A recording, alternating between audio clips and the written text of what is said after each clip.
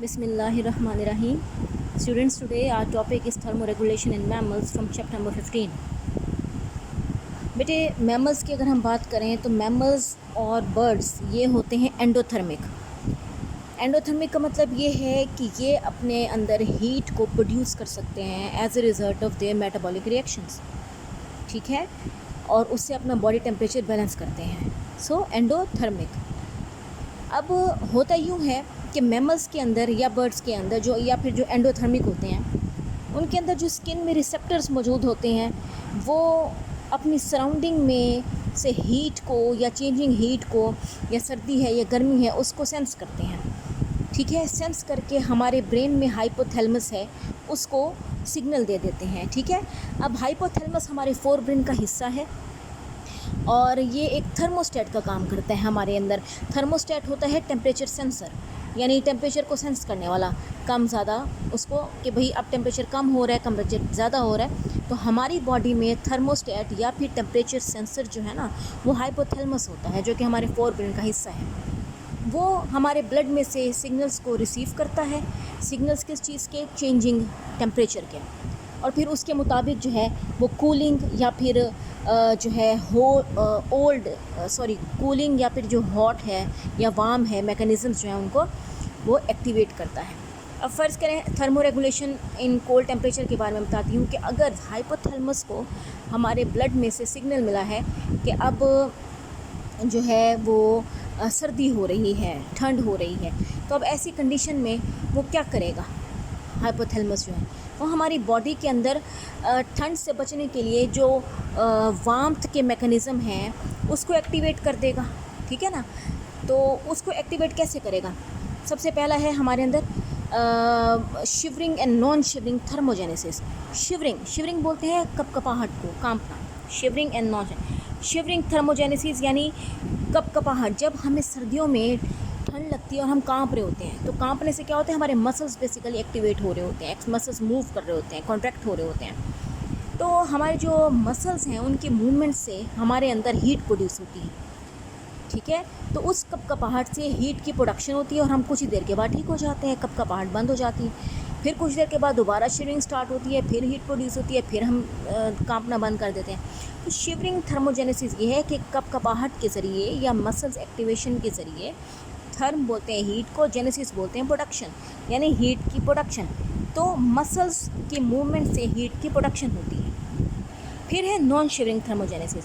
Non shivering यानी बगैर कपकपाए heat की प्रोडक्शन कैसे होगी? हार्मोन्स के ज़रिए। अब हमारे अंदर थायराइड ग्लैंड्स हैं, ठीक है, उनकी एक्टिवेशन से थायरोक्सिन हार्मोन प्रोड्यूस होता है जो हमारे अंदर मेटाबॉलिक रेट्स को इंक्रीज़ कर देता है और उससे हीट की प्रोडक्शन होती है, ठीक है। तो शिवरिंग और नॉन शिवरिंग थर्मोजेनेसिस। दूसरा मेथड हमारे अंदर हीट की प्रोडक्शन के लिए वो है वैसो कंस्ट्रक्शन।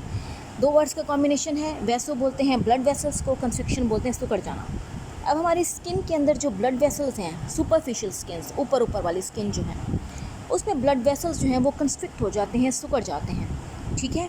अब उससे क्या होता है कि जो ब्लड है वो हमारी स्किन के बिल्कुल डीप चला जाता है, बिल्कुल अंदर चला जाता है, जिसकी वजह से क्या होता है कि हीट जो है हमारी सरफेस से वो लॉस नहीं होती, ज़ाया नहीं होती, अंदर ही अंदर रह जाती है। जैसे कि हमारे लेग्स हो गई या हमारे आर्म्स वगैरह हो गए, तो इनमें वैसो कंस्ट्रक्शन का प्रोसेस होता है ताकि हीट जो है वो जनरेट हो सके। फिर दूसरा है फर राइजिंग। फ़र क्या होता है? फ़र होता है बेटे कि बहुत सारे आप एनिमल्स देखते हो कि उनकी बॉडी के ऊपर बहुत सारे हेयर्स होते हैं, ठीक है, और वो अपने बालों को खड़ा कर लेते हैं सर्दियों में। उससे क्या होता है कि उस फर के अंदर हवा जो है वो ट्रैप हो जाती है। हवा जो है जब ट्रैप हो जाती है तो वो एक इंसुलेटर का काम करती है। इंसुलेटर किस तरह से कि एक ब्लैंकेट का काम करती है कि एक ऑर्गेनिज्म के अंदर जो हीट है वो बाहर नहीं निकल सकती और बाहर की जो ठंड है वो अंदर नहीं आ सकती, ठीक है। तो वो एक इंसुलेटर का काम करती है फ़र। फिर हम बात करते हैं फ़ैट्स की। बेटा फ़ैट्स तो वैसे भी मैंने आपको पहले बताया था कि वो ब्लैंकेट का काम करते हैं स्किन के अंदर और एक इंसुलेटर हैं, ठीक है। फिर हम ब्लबर की बात करते हैं। ब्लबर भी इंसुलेटिंग फ़ैट्स हैं मैमल्स के अंदर, जैसे वेल्स हो गए, सील्स हो गए। फिर ब्राउन फ़ैट्स लिखा हुआ है मैंने। ब्राउन फ़ैट्स जो हैं बेटे ये भी फ़ैट्स ही हैं, लेकिन ये किसके अंदर होते हैं? ये होते हैं बेटा जिस तरह से हाइबरनेटिंग मैमल्स होते हैं, या फिर जो कोल्ड रीजन के मैमल्स होते हैं, या फिर जो न्यू बॉर्न मैमल्स होते हैं, उनके अंदर ब्राउन फैट्स पाए जाते हैं। ठीक हो गया। तो ये कुछ मैकेनिज़म्स हैं जो कि हीट की प्रोडक्शन के लिए यूज़ होते हैं। Shivering, non shivering, vasoconstriction for rising fats, blubber and brown fats. तो ये एडॉप्टेशंस कब होती हैं? जब हाइपोथैलेमस को ठंड महसूस होती है। ठीक है। फिर अगर बिलफर्स हाइपोथैलेमस को लग रहा है कि भाई गर्मी हो रही है, तो वो फिर कूलिंग मैकेनिज़्म जो है वो एक्टिवेट कर लेते हैं। कूलिंग मैकेनिज़्म में क्या है? वैसोडाइलेशन। अब वैसोडाइलेशन में क्या होता है कि हमारे जो ब्लड वेसल्स हैं हमारी स्किन में वो डायलेट हो जाती हैं, वो फैल जाती हैं, जिसकी वजह से क्या होता है कि ब्लड का फ़्लो वहीं पर जाता है और ब्लड के अंदर मौजूद हीट जो है वो बाहर निकल जाती है। जब हीट बाहर निकलेगी तो ऑटोमेटिकली टेम्परेचर कम हो जाएगा। ठीक है। वैसोकंस्ट्रिक्शन की बिल्कुल ऑपोजिट है। फिर है evaporative cooling. Evaporation causes cooling. ठीक है। तो इवेपोरेटिव कूलिंग में हम देखते हैं कि क्या होता है कि टेरेस्ट्रियल मैमल्स जो हैं वो अपने स्वेट ग्लैंड्स को यूज़ करते हैं। ठीक है। या फिर स्वेट ग्लैंड से क्या होता है कि जैसे ही पसीने से पानी, सॉल्ट्स वगैरह बाहर जाते हैं तो टेम्परेचर ऑटोमेटिकली बॉडी का लो हो जाता है। ठीक है। और इवेपोरेटिव कूलिंग मैकेनिज़म जो है उस यूज़ करते हैं फॉर लूजिंग हीट। अब बैट्स के हवाले से अगर हम बात करते हैं, चमगादड़ जिनसे बोलते हैं, वो दो चीज़ें यूज़ करते हैं इवेपोरेटिव कूलिंग के लिए, इवेपोरेशन के लिए। एक तो स्लाइवा और यूरियन। स्लाइवा और यूरियन। अब इससे क्या होता है कि जैसे स्लाइवा वो जो है जैसे ही प्रोड्यूस करते हैं स्लाइवा या फिर जो यूरियन होता है, उससे ये होता है कि बॉडी के अंदर जो हीट है वो मॉइस्चर की तरफ मूव करती है स्लाइवा और यूरियन की शक्ल में। स्लाइवा और यूरियन की शक्ल में जो मॉइस्चर बैट्स के अंदर आता है, ठीक है, तो उसी स्लाइवा और यूरियन में जो मॉइस्चर होता है उसकी तरफ हीट मूव करती है और फिर बाहर की तरफ निकल जाती है। ठीक है।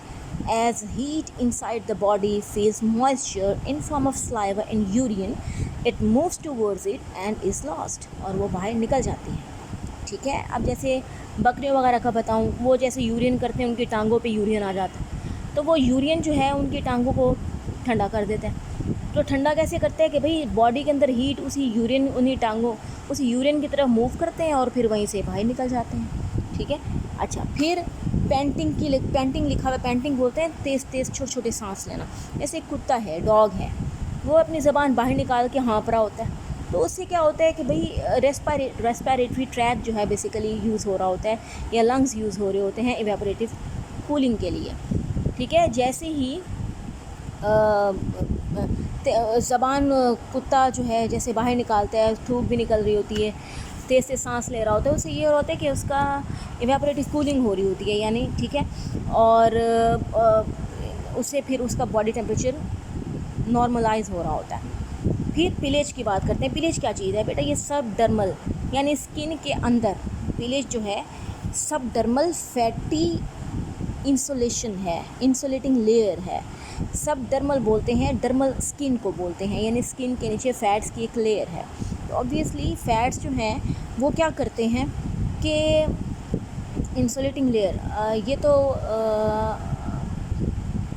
क्योंकि हम बात कर रहे हैं कूलिंग की, तो ये बेटा पिलेज जो है ये उसमें आएगा, ऊपर जो हमने पढ़ा है ना थर्मो रेगुलेशन कोल्ड टेम्परेचर, उसमें आएगा, और इसमें नहीं। खैर चाहिए मैं लिख देती हूँ कि ये गलती से इसमें लिख दिया गया कि पिलेज जो है ये फैट्स की लेयर है जो कि वार्मिंग मैकेनिज़्म है, कूलिंग नहीं है। और जो प्लूमेज फ्लफिंग है ये भी वार्मिंग मैकेनिज़्म है जो कि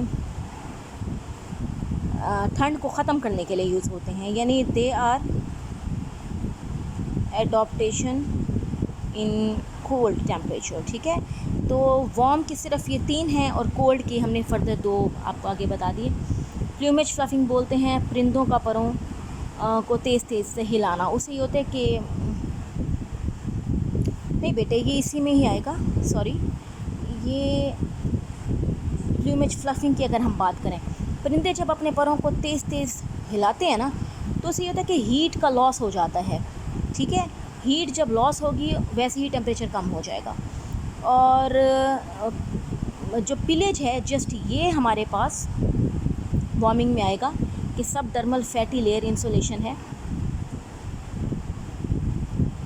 इंसुलेटिंग लेयर का काम करेगी, बॉडी के अंदर हीट को जो प्रोड्यूस होती है उसको बाहर नहीं जाने देती।